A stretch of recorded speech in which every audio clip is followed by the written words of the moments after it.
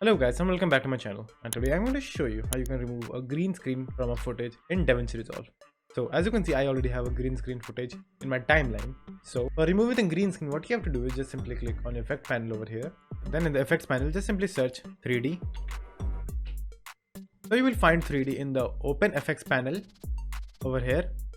So after you have found the 3D, just simply drag and drop onto the clip. And then what you have to do is just simply again click on the green screen footage that you have. Then go over here and click the drop box. Then choose open effects overlay. Now go to the inspect panel over here. Just simply click here and open the inspect panel. Then go to effect over here. Now just simply take this eyedropper icon and simply make a simple line on the screen like this, and it will remove the green screen in the footage. You can also adjust multiple options in this setting.